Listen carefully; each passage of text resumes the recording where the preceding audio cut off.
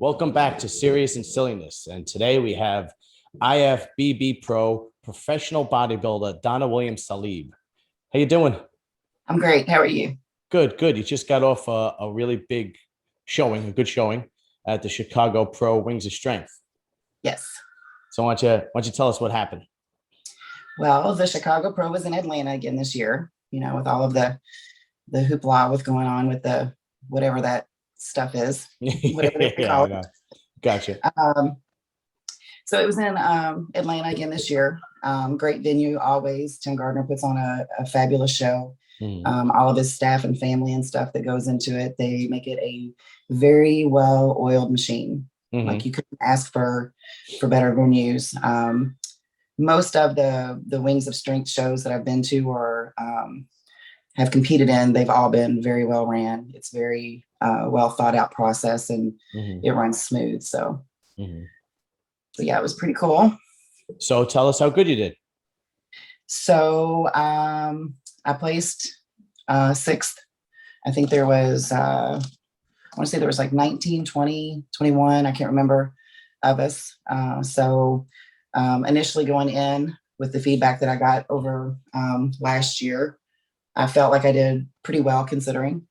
Well, that is good. Let's, first call outs is good. Yeah. First call out at a Wings of Strength women's bodybuilding show with 20 girls in it is not only good, that's excellent.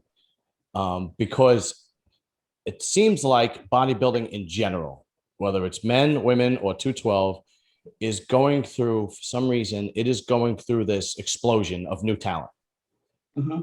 And it does, and women's bodybuilding is also going through that. And partially because there's new talent, partially because of we were talking about Jake Wood right before right before we started.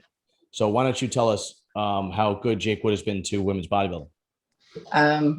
He's the reason why we're able to compete now. When the beings who may be decided that we were not going to be able to be into the Olympia anymore, we didn't have any place to compete, and they eventually took us out of the Arnold. So it kind of left us with nothing. All of these women who have worked so hard for so many years with nothing. So back then, Jake and his team, they decided that we needed a platform, and it came about, got approved, and now I'm not saying that we ever died off, but we are thriving. Our division is growing. It really is. And Jake is about every bodybuilder. He's not partial to, men, women, whatever. He wants to make it about bodybuilding, bodybuilding's for everybody is the way he looks at it. He has set a platform for us to have so many opportunities. I have been super blessed to be chose the last 2 years as an ambassador for Wings of Strength.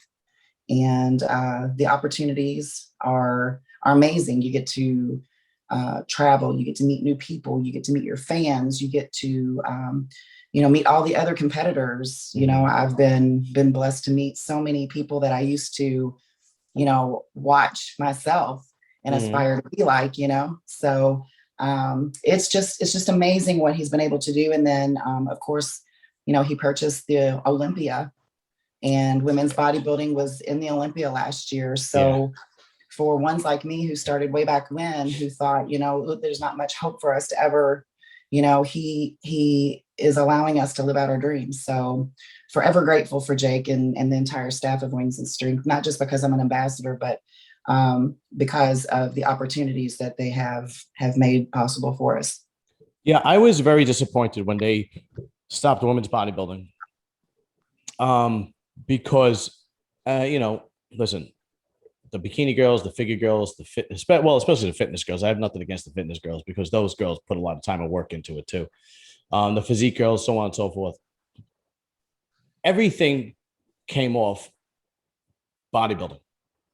If it wasn't for bodybuilding, you wouldn't have those categories, right? And it would be like having the Mr. Olympia without the open competitors, but you'd have like physique and men's,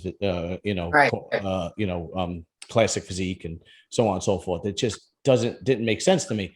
And who cares if there was only 5 girls or 7 girls that were competing, you know, or it was a small class? Let them compete, let them do what they want. And I thought it was a mistake. And I'm glad I'm not the only person who thought that. I'm glad somebody who had some pull was able to put it back together, because, and you could see the difference. You could see the explosion into women's bodybuilding now. It really is. I mean, I had the privilege of interviewing Rita West. I had the privilege of interviewing Leah Denny. I'll be interviewing Sheena this Sunday, the girl who actually won the show that you were in. And these are tremendous athletes and put a lot of time and effort. And I would even argue, and I'm not blowing smoke up anybody's ass, I had the same conversation with Rita and Leah.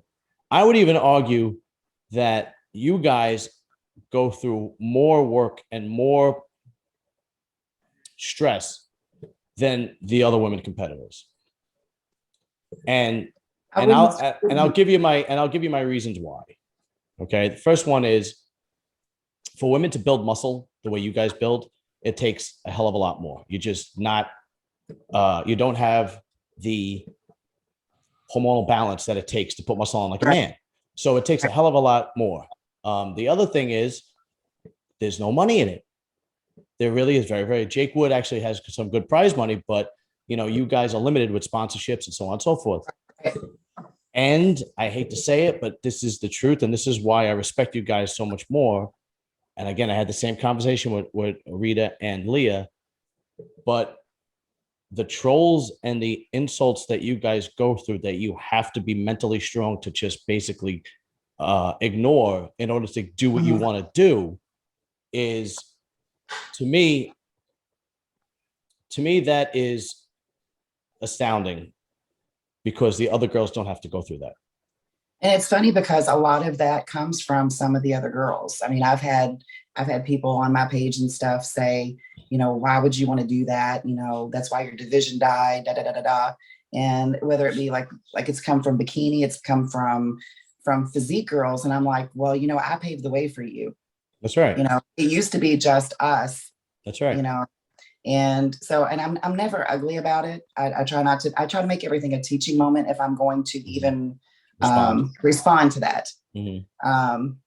You know, most of the time it's a reflection of somebody's inner feelings and things like that. So that's exactly what the other 2 girls said. I'm just like, I know that I'm comfortable with what I do. I enjoy what I do, and I don't do this for anybody but myself. Mm-hmm. So I generally, if it's another female, I'll reach out and say, you know, why don't you sit down with me and learn my story, where I came from and why I do what I do and things.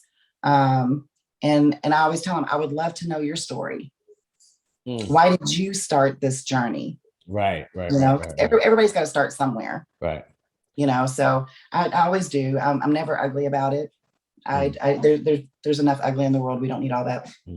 But which makes you an even more decent person, right? You could fire back with hate and loathe, but you don't. And what's funny is, the other 2 girls I interviewed take the same road.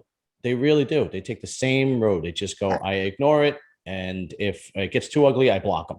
That's what they both tell. That's about what it boils down to. I look at it this way: is like, most people fear what they don't understand. Mm-hmm. And unless you know me, or you've been around me, or the other girls and stuff, because our camaraderie is so different. Yes. You know, we support each other.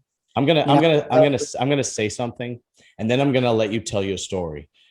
There is a direct correlation, and people are gonna hate me for this, but I'm gonna say it. There is a direct correlation between how kind and how much camaraderie there is with the women's class that you're in, the women's division that you're in. Mm-hmm. So you start with bikini, and not so much. And then as you go up, the bodybuilding girls are the best.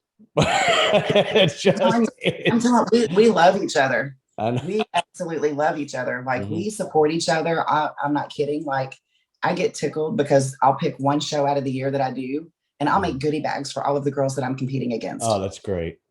Because it's to say, I appreciate you. Mm-hmm. I appreciate that you do the same thing I do. And it's always nice to have that just unexpected something that somebody was thinking about you, Absolutely. And Sure. so, and a lot of people, it might be their first show. So it's to Mm-hmm. break the ice so they understand that we are approachable and stuff. Just because you come from like Women's Physique over, we're not going to eat you or anything. We want to know who you are and we want to support you, Mm-hmm. So yeah. It's like I said, most people, if they don't understand it, they fear it. So I try to Mm-hmm. make it to where I educate people. Good. If you have time to sit on there and troll my page, why don't you take a few minutes and let me sit and tell you about myself? And Mm-hmm. then maybe you might understand why I chose this path, So, So why don't you take this opportunity to tell us your story? well, long story short, Okay. I started training around 2006, 2007. Mm-hmm. I dealt with eating disorder all through high school. I really thought that skinny was the thing because tabloids, TV, magazines, Yes. everything, that's what you saw. Yes. And so, of Especially course, back then. Yes. you know, what I couldn't fit into a prom dress. I was poor. I one of 6 kids, so the girls were like, if you do this, you can lose the weight. Well, it became habit and I could control my weight and stuff. But then it got out of control. Right. Spun out of control. And so, if you don't mind me asking, what kind of eating disorder was it? So I was bulimic. Mm. I love food, Mm-hmm. but then the guilt part of it. Yes. Like I would eat and I would eat and I would eat. I mean, I would eat everything under the sun, and then the guilt would sit in. I'd go purge, and it got to where it was automatic. I didn't have to purge anymore. My body was like, "Oh, we just had something, so we've got to go."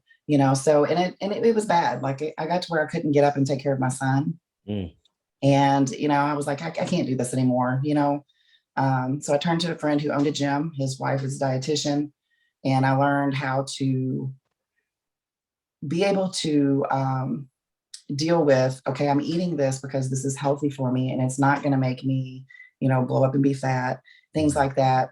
And, he talked me into doing my first competition because I was tiny, but I've always had like a small athletic build because I've always been very physical. Mm-hmm. I started out in the fire department when I was like 14, 15 as a volunteer. Really? I was always doing things that was very physical. Mm-hmm. We were outside all the time. There were 6 kids. You didn't stay inside. You were moving wood piles and everything, So long story short, so that's where that started. And, I remember being in Kroger. I think it was Kroger. Maybe it wasn't Kroger at the time, but it was a grocery store. And I remember seeing a magazine with like Rachel McLeish on it. Mm-hmm. And I was like, I remember seeing a poster somewhere and I was like, oh my gosh, she's beautiful. And it was Linda Murray. Oh yeah. Well, she is beautiful. And then, absolutely. And then I saw Corey Everson and I was like, this is just, wow. So you and I must be the same age then, because those were the girls when I was in like high school and so on and so forth. Those are the girls that were on the covers and so on and so forth. So you're asking me to tell you my age then? No. You could just say, no, I will never ask you that. But I will ask you what years were this? I'm assuming these were the 90s. Yeah, so I graduated in 92.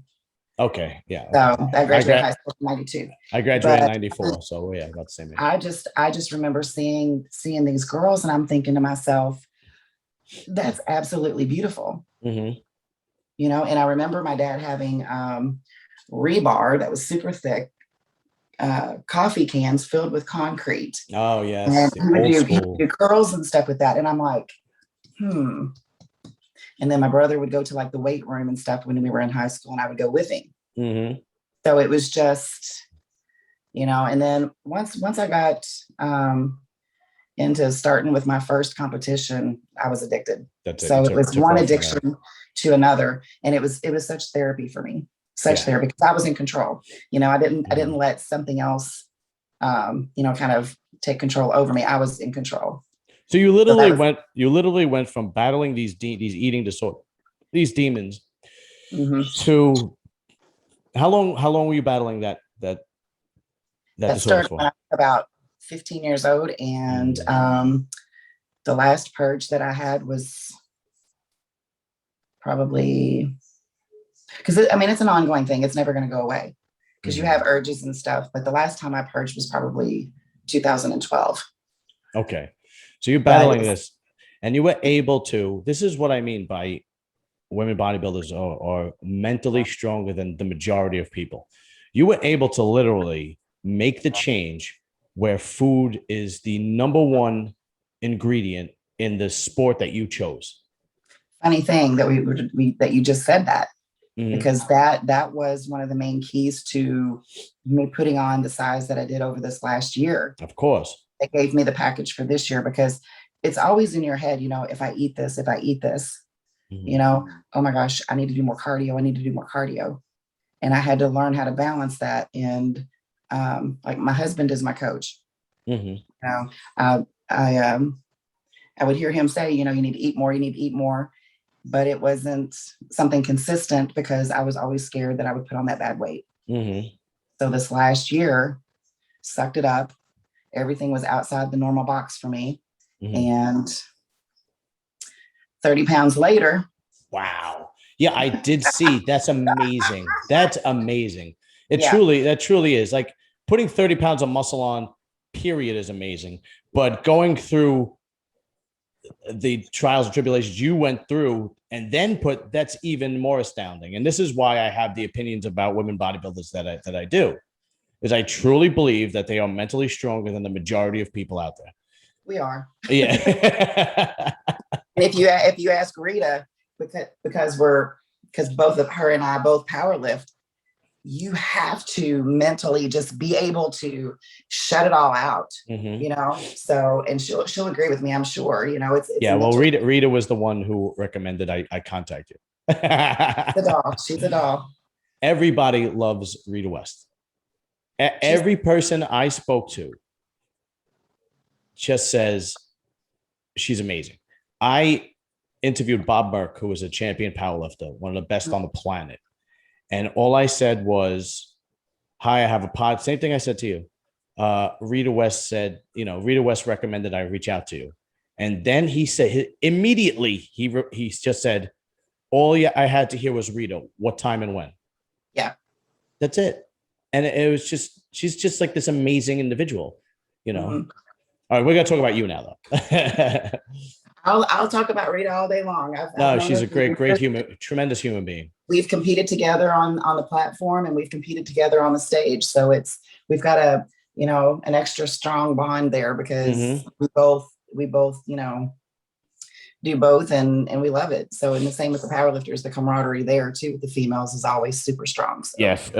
I feel like camaraderie gets better with from bodybuilding to powerlifting. And I also do arm wrestling. Yeah. I feel like bodybuilding is a little bit of a selfish sport. It's better with powerlifting, and then with arm wrestling, the camaraderie is I've never seen camaraderie like this before. Yeah. There'll be I swear to God, you have to watch some of my other interviews with the women arm wrestlers. They will literally talk to the person they are going to arm wrestle in a major tournament and tell them what they should do to each other. And I'm like, that's what. Anyway, I'm also going to ask you where you're from because you obviously have a much more beautiful accent than I do. So I am from the Bluegrass State. I'm from Louisville, Kentucky. Oh, very nice. Very nice. I was raised in the country. So that will never leave. So I moved to the city about 7 years ago. So what city is that? Louisville. Oh, okay. Or Louisville. Or yeah. It depends on who you talk to, how it's pronounced. Yeah. I will say Louisville. Yeah. So how far are you from that distillery that actually was hijacked of all their bourbon years ago? What was it, about 10 years ago? So we've got several distilleries here. We've got bourbon trails and stuff like that. So we're as close to distilleries as 20 minutes. If I can recommend that documentary, watch that documentary on Netflix, Heist, and it takes place in Kentucky. Yeah. And it's the third. There's 3 episodes. Did you see it? I haven't seen it yet. Yeah, there's 3 episodes. It's the last one, and it's about these guys that hijacked barrels and barrels of this very, very expensive bourbon from this bourbon distillery. Yeah, there's no telling which one it was because we've got 7 out. We're like, yeah, we've got tons. Okay. If you ever come to Louisville, let me know. We own a limo business, and we actually do bourbon trails and stuff. We do the tours. Very cool. Very cool. Yeah, okay. So. All right, back to bodybuilding. We got sidetracked. But back to bodybuilding. Sure. Okay. When I saw your pictures, especially when I saw the difference from last year and this year, it was tremendous difference. And when I saw that you had, when I first saw that you had the medal on, I thought you won, because when I saw the pictures of you, I mean, I know bodybuilding, you really have to see people standing next to each other. But when I saw the pictures of you by yourself, and I was like, there's no way somebody beat this woman, because I looked at your aesthetics and your symmetry, and you're a tremendous muscle for a woman. And I was like, there's no way. But then I actually saw the lineup. Mm-hmm. What do you think? What do you think it was that didn't let you break into the top 3 or winner? I really don't know. I'm still digesting the show. Mm-hmm. I normally go and ask for feedback and things like that. I haven't asked for feedback yet. Okay. At this point, being at the first call outs, I was very happy with being in that, because that was, to me, that was one of the big things that we needed to do. You know, of course, you always want to go and win. Yeah. But considering where I placed last year, which was like 12th at this show, coming in the first call outs, I was very tickled when they called my name or my number. You know, I was hoping to be in the top at least 4. I know that a lot of the girls from physique are coming over to women's bodybuilding. Yeah, that's what it is. And they have to have an opportunity. So this might have been their opportunity to say, hey, you know, I'm interested in this division, you know? So I try to keep an open mind about it, because I'll be honest, 2018 at the Norfolk Pro, I placed 4th. I was the smallest person on that stage. Right. But I think that the judges have open minds, and they're like, okay, here's an opportunity for you. And when I go and get feedback, you know, take that feedback and use it and put it to use. So 2018, 2019, I added a little bit of muscle, and I did last year. I was like, what do I need to do?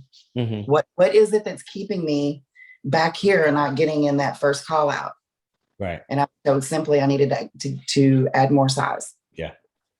So that was my focus, but I didn't want to lose the symmetry. I didn't want to lose the aesthetics. I didn't want to lose, you know, all of that. I wanted to have the total package, and I wanted to make sure that my conditioning matched. So.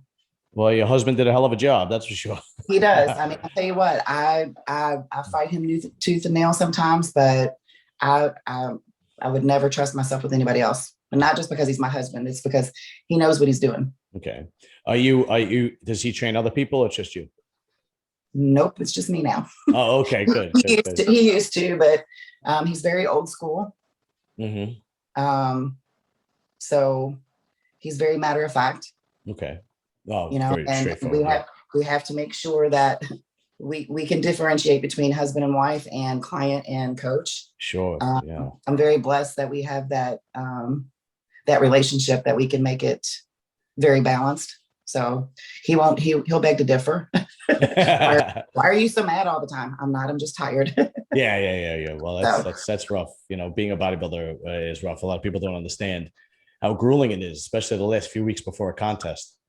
Yeah, it can be tough. Yeah, absolutely. So why don't you take us through how you got your pro card and how long it took you to get your pro card? All right. So I took a hiatus.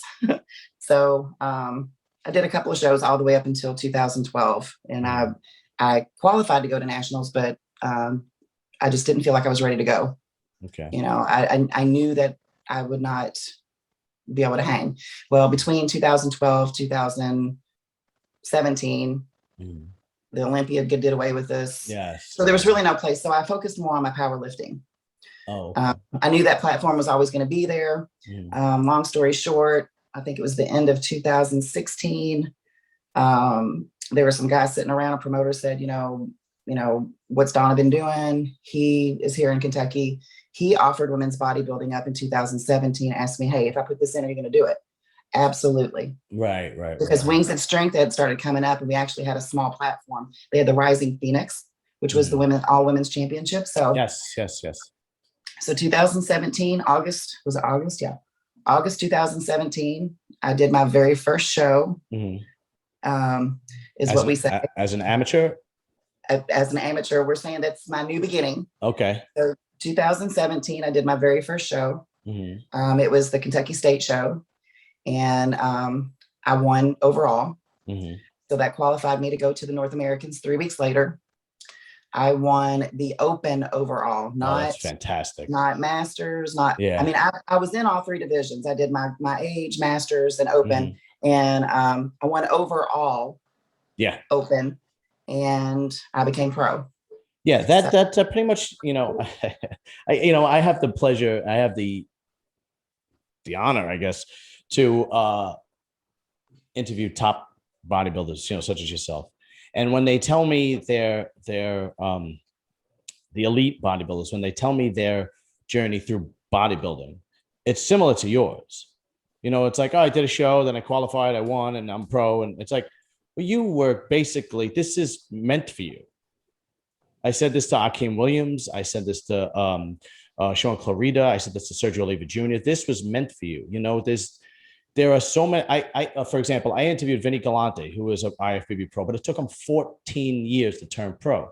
Yeah, I mean, I started competing in 2007. Right. But with that hiatus, and then you just started once again. You started all over again. 12 is when I stopped. Took those years off because there was nothing for us really. Right. So I just turned to my powerlifting. I'm like, I'm going to focus on this. And then when they started putting women's bodybuilding back into the local shows, and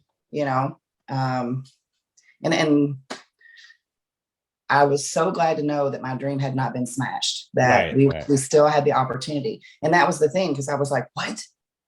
We're doing what? Yeah, right. Yeah. No, that's absolutely fantastic. But anyway, what I'm trying to say is you're meant to do this. I mean, if you really I understand you started, but you took this whole long break and you went into powerlifting and so on and so forth. But if you literally did 2 shows, let's be real. I know you did some amateur shows, but you did 2. Rita was the same thing. You did 2 shows and you turned pro. I mean, that's no small achievement. That's a tremendous achievement. Not, when Vinny Galante told me he took 14 years to turn pro, what was so honorable about that is he never gave up. The grind and the relentlessness that he just didn't. He never gave up. Right. And he finally got it. But with you, it's like, okay, okay, now we're a pro. Now let's do this. Let's be in the elite, and that's really what's happening. So now, what does the future hold for Donna? So I kept Chicago kind of quiet because I wanted to see what I was able to pull off with my physique since I'd put on the weight and stuff. So I kind of kept it quiet. But I've put it out there that I'm doing Savannah. Okay. Savannah Pros in about 4 weeks. Okay. I'm an ambassador with Wings of Strength, and it's one of the shows that I agreed to do with them. But I love Linda Murray's shows. I was initially going to do the Puerto Rico Pro, which they had moved that to the Bahamas. And because of all of the restrictions and all of that stuff, the flying and all of to me, every show is worth it, but you have to weigh what's going to work best for you. Of course. And since we don't have a lot of sponsors for females in my division, and unless you've got one that's going to be paying big money, the cost to get there, plus the prep and all of that stuff, I would have to be off work just because of the restrictions, because they were going to make you quarantine for so many days when you come back into the States. I can't miss 2 weeks of work Right. and then another week because of the show. I mean, Right. you'd be off 3 weeks. I can't do it. So feasibly, financially, it just wasn't in the cards. So what is it that you do for a living, if you don't mind me asking? I am a personal trainer. I'm a strength and conditioning coach as well. That makes sense. So yeah, that is my love. So you're going to be doing, I apologize. Go ahead. I love to help people. Yeah, obviously I can see that. So you're doing the Savannah Pro, and is the qualifications for the Olympia the same as the men? Like you can get so many points, or if you win and so on. So it's the same exact way. Yeah, as far as I know. Okay. I haven't been told any different. When you win an overall, when you win like the Chicago, Sheena goes straight to the Olympia. Right. LaDawn won the Norfolk Pro, so she goes straight to the Olympia. Right. You know, so that is the hopes. I was really hoping to get some points in the Chicago Pro. Didn't happen, but I felt like this is my hey people, I'm here. This is me now. Oh yeah. And our focus right now is just to kind of tighten me up just a little bit more. And I'm ready. I know. And you're doing the Savannah, and Rita's doing the Savannah Pro. Yeah. Did you ever have the pleasure of working out with Rita? No, I've never got to train with her or anything. Like I said, we got on the powerlifting platform and competed. Yeah. You know, but other than that, you know, I haven't got to train with her or anything. So. She actually messaged me. She said that because I kept saying in my interviews, if I was interviewing a powerlifter and her name came up, I actually would say that, you know, she still has the world record, but apparently somebody broke it recently, the squat world record in her weight class. I can't believe that was possible, to be honest with you. well, yeah, it depends on what your weight, because I was like a raw lifter. She was equipped. Yeah. So I was raw. So, you know, I was never up against her, but it was so funny because I was always chasing the equipped girls' totals. Yes. I was like, if I can do this, I can do this, you know, so. It's a little bit, I don't know. It's a little bit different. I messed around with like bench shirts and stuff like that during like different programmings and stuff, just to kind of give my body a shock and stuff like that. But it was never something that I really got into, but I also didn't have the ways and means. I trained by myself a whole lot, like I do now. Like I don't train with people. I train by myself and that's it. Yeah. So then I didn't really have a whole lot of people to help me. And the gear is expensive. Oh yeah, absolutely. You know, and I couldn't afford it. So I just went raw. How long were you doing powerlifting, and what kind of numbers were you putting up? Let's see. I started in, I want to say 2011, 2012, just kind of playing around. I looked around the gym and I saw some of the powerlifters and they had big size. You know, I was looking to put on size and just get stronger. So I went up to a group of guys and I was like, so can I join you all? And one of the guys looked at me and just kind of grinned and he was like, yeah, if you can keep up. Well, that's usually what guys. Yeah, I can see that. I kept up. The last meet that I did was Laura Phelps's all women's pro-am, and I think that was in 2014. I squatted 475. Damn. Deadlifted 450, and I benched like 296 or something like that. And that's raw. Yeah, that's just wrist wraps and knee wraps. What weight class were you in? I was in the 165 class. Yeah, that's impressive. That's really impressive. You know, I think I was like 155 or 156. I think I did like 7 times my body weight or something like that. I'm in one of the like historic records for per pound, body pound or whatever. That's amazing. I've always admired powerlifting and bodybuilding, whether it was man or woman. It didn't matter to me. I just always admired it.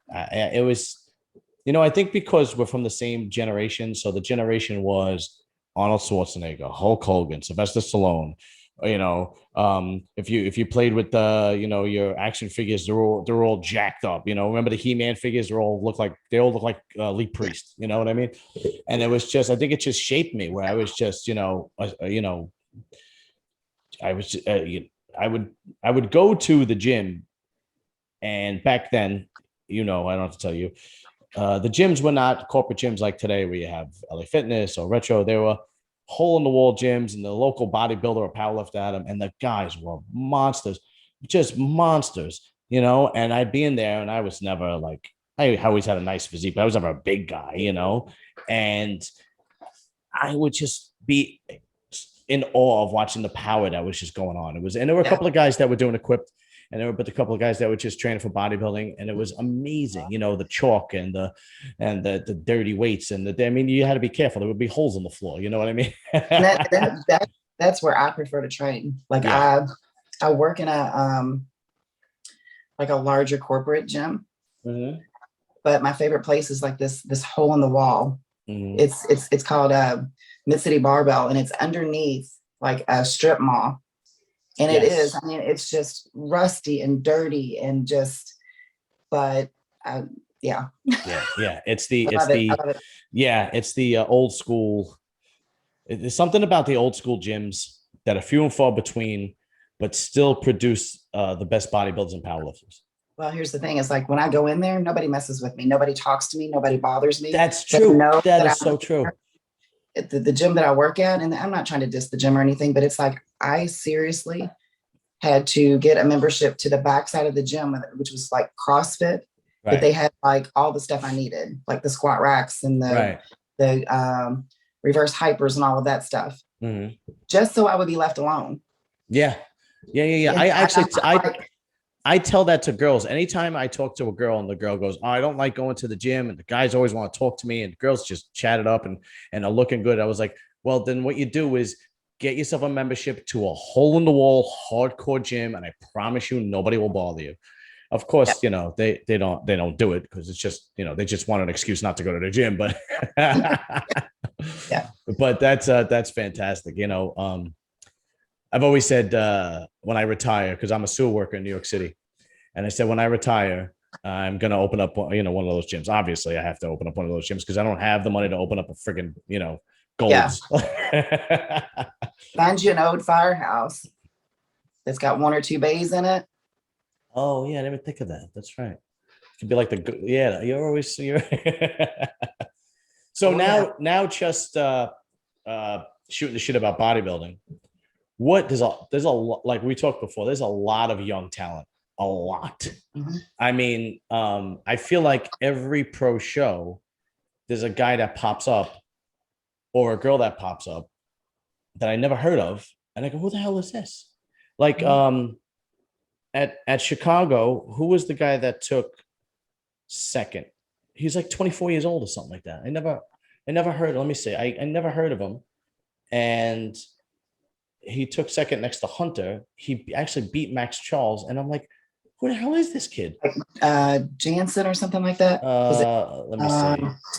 Oh my gosh. His name is on my tongue. I know. Wilkin, Brett Wilkin. Yeah. Brett Wilkin. And I'm like, he's this young kid. And I'm like, out of nowhere, and then there was a guy before that in the Puerto Rico pro. I forgot his name too, young guy out of nowhere. I forgot who was training him. I'm trying to look it up, but I can't find it. And, everybody knows Nick Walker. He just, Hunter Labrada. It's just, these guys the 212 is even worse. I can't keep up with the 212. I can't either. There's a lot of them. So what do you think is like the explosion with this? It's only in the last couple of years, not even. I feel like they were holding out after COVID, and then boom. What do you think the explosion is of bodybuilding, whether it's men or women? Because the explosion is coming into both. Whereas a couple of years ago, people were talking about how men's bodybuilding and women's bodybuilding were going to be, classic physique is going to take over, so on and so forth. And then all of a sudden, I think all of the different divisions has definitely helped it. How they were talking about, if there was only 4 or 5 girls in the division, women's bodybuilding is going to die and stuff like that. If you look at it through a business person's eyes, having all the divisions, it opens up that gateway for more business and stuff. But you've got girls who say, like, the wellness division just came up. So the bikini girls, it's more about the glutes and the hamstring, tie-ins and stuff. Well, after so many years of training and stuff, you're going to be too big or too muscular for that. So it opened up a new division, which is great because it gave those girls to go somewhere. Right. They may not want to do fitness, may not be big enough for fitness or figure, so they gave them a segue of to stay in the competitive part of it. So I think that is huge because they've come up with all of these different divisions. So bodybuilding is for everyone. I think the capability now, the information that's out there, like you can hire coaches online, the availability of the education, stuff like that. I think that's helped. Very but true. Also the promotion of it now. There's a lot of people that do this as a bucket list and they end up loving it and then they stick with it. I just want to try this one time, and then they fall in love with it. So, and they're finding that this isn't just for meatheads or whatever. We've got doctors, lawyers, whatever that do this, and it's becoming more acceptable. Yes, I agree. So, and I would say that it's probably somewhat of a vanity thing. People nowadays are more vain. That is they're true more too. Conscious of what they're looking, and I don't mean that in a bad way. No, it happens to be true. They're just more conscientious, and this is a way for them to say, "Look at my hard work." Right. So, it's a blessing to the industry. So, what as far as the men go, what guys do you like? New guys or even old guys, whatever. But new guys, let's say, what new guys has really come on the scene and impressed you? I don't impress easy. I could imagine. I'm just being honest. I appreciate all of their hard work. I would never down one of them or anything. I've met several really great guys, but I just don't impress easy. I know what goes into it, and I appreciate that work. And I always hope the best for everybody. I don't want to single anybody out. Okay. I want everyone to have the opportunity to become their best and show their best on show day, because you never know what's going to happen. Somebody might wake up and have a flu. Somebody might get a stomach bug. No, that is true. That you know is what I'm very saying? true. Yeah, and the same could happen to me. So my favorites as far as older versions. Okay. Because there are so many, and I don't keep up with a lot. I mean, I know I have social media and stuff, but social media is not my life. Yeah, no, you're a very busy woman. So I try not to get caught up in all of the hype. I want to see it. When they're on stage, that's when I'm going to say, oh my gosh, that's, so I try not to get in the hype of the social media too much. But I will say that people that I did a lot of research on or looked up to, I don't ever idolize anyone, but Ed Corney had to be one of my absolute favorites. Okay. Yeah. Just amazing poser, but the person that he was such a phenomenal person. Ronnie Coleman, the king, the powerlifting, the grit, the grind, the goat. I cannot be stopped. Yeah. Let's see. Of course, there's always the females. There's Linda Murray and Corey Egerton, and that's doesn't even have to be said. Any of the females, I enjoyed watching all of them. Beth Francis, let me tell you. Oh, yes. Beth Francis, this is before I'd met hardly anybody. I had met her at weigh-ins, and I remember being like 5, 6, maybe 7 ounces over my weight class. And I told her, I said, do you have a pair of scissors? And she was like, for what? I said, I cut my hair. And she was like, no, you're not. I wanted to make weight. Yeah. Amateur show and stuff. And just, she was like, you got this, we'll do this. And she made a big impact. I always watched what she did and things like that, her competing and stuff. But to meet her and her to be so kind and everything was amazing. And then I met Linda Murray. Oh, wow. When I met Linda Murray, I was like, I thought she was beautiful before, but oh my goodness, she is just the Yeah, most amazing woman. she's stunning. She Yeah, really yeah, is. Yeah. yeah. So, Hmm. so that's the people that I really liked watching. I remember watching Arnold and like Conan and things like that. I Me too. cannot remember the actress that was in that with him, Oh, but God, the black girl. yes, but I Oh. tell you, when I saw her in that movie, Hmm. I was done. I was like, She, that's it. That's it. that's That is me. it. Yeah, That is it. she was a badass in that movie. Yes, beautiful, beautiful, beautiful. Yeah. So those are the people that I kind of looked up to and stuff like that. I really enjoyed watching Branch compete. I enjoyed watching. I always mess his name up, Fiad. Um, Fouad, yeah. um, He is I making a mean, tremendous impact in bodybuilding right now. yes, he is. He's so He positive, really so is. positive. And I do. I watch his podcasts and stuff when him and Luke were on. I still watch it with him and Guy and them and I, Paul stuff. that's so I, funny because I do when I try too. to watch it, I try to keep up with it and stuff. But like I said, I try not to get Yeah. too caught up in stuff. But He's what hit. there's what is I'm it? sorry. I said him and Dave Palumbo were the two guys that inspired me to start my own podcast. Yeah, You yeah, they know, do good. and Yep. my wife does not follow bodybuilding at all. Not at all, and she loves watching Fuad and Nick Oh and yeah, yeah, yeah. They're so oh, funny. They're so funny. they're hysterical. They really Yeah. are. They're So I mean, hysterical. there's just several people that I really enjoy, what they've brought to the sport and stuff. So I try not to single anybody out. Like I said, I don't idolize anybody, but Oh, I yeah, actually had the chance to. I actually interviewed Paul Lazan. Actually, yeah, yeah, I'll send it to you afterwards. yeah. But I tell you somebody in the last, I'll say this and try not to be emotional about it or anything, but my husband has to have been the biggest impact on me. He's taught me so much. There's things that coaches just don't share with their clients. And it's not just because he's my husband or anything, but to take the time and actually teach people that makes an impact. So if I see someone, whether it be Linda or whoever, Mhm. taking the time to explain things, why it's this, why it's that, or whatever, and not just saying, well, that's my client.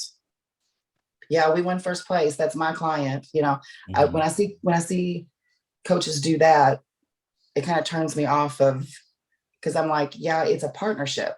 It's a team thing. Mhm. You might have been the brains behind it, but they're doing the work. So give them some credit, Right. So yeah, but he competed up until 2012 and national level, should have gone pro. Yeah. Just phenomenal impact in this because yeah, not just because he's my husband or anything, but just because he knows so much.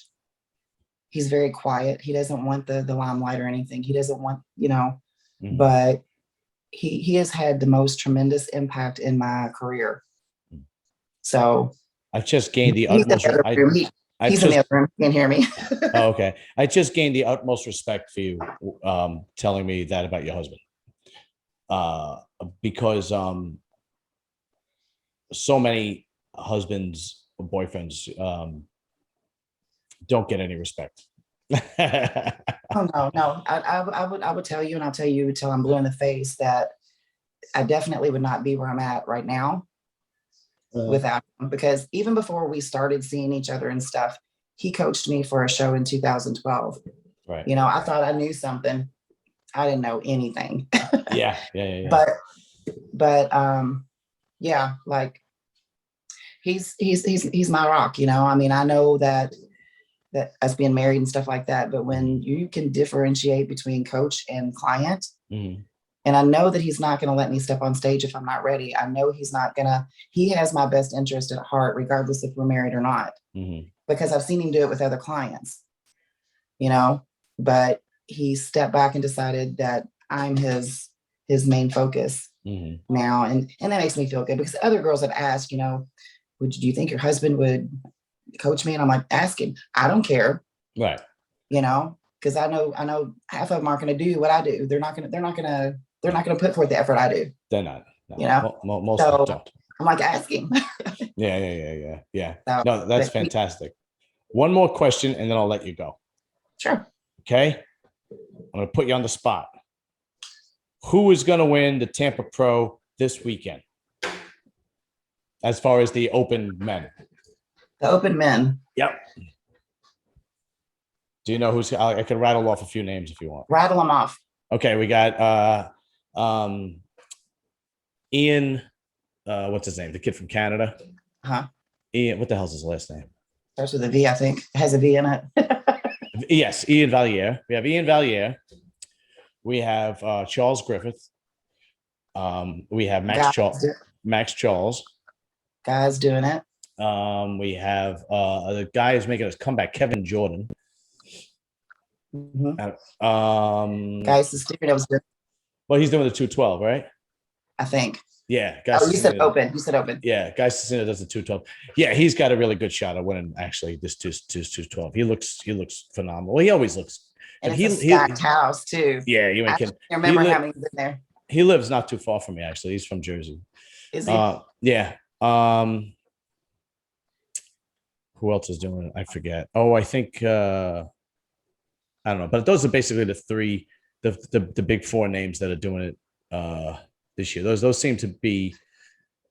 Ian Valier is obviously the top pick to win because he came in. What did he come in 6th or 7th at the 7th at the Olympia last year? He looked phenomenal at the Olympia last year. Yeah. But I've recently seen pictures of Charles Griffith, and it's like he looks like great. We know anything can happen those last. You're right. That is so true. It is so true. I say I just wait till prejudging. Yeah. Well, I think it's either gonna be Ian or Charles, and you're right about that. Like, you have no idea what could happen. Absolutely. But Donna, thank you. I really appreciate you doing this. And absolutely. Listen, much love and respect for you, and we will definitely keep in touch. And what I want to do is after the bodybuilding season is over, I want to get the girls that I've interviewed, the bodybuilding girls that I've interviewed, to come on together and have like a 4 or 5 girl podcast together. Cool. and talk about and I'll invite you. We'll see us. I'll invite you, Rita, Leah. I'll see who else I can put together, and it should be pretty cool. And then we'll talk about women's bodybuilding and so on and so forth. We appreciate you supporting our division. I mean, that's the big thing, is just getting the support out there, letting people know that, we're thriving and that it's a beautiful thing. So absolutely. And because you guys, I mean, you guys don't get enough clout. And you, like I said, I gave my reasons earlier why I think you deserve more clout than you get. And I've always admired bodybuilding and powerlifting. I didn't care if you were a guy or girl. I always admired it. That was it. Yeah. So we're just happy to be here. Absolutely. Donna, thank you again. Thank you very much. I appreciate everything. All right. Have a blessed week. You too. Bye-bye. Thank you.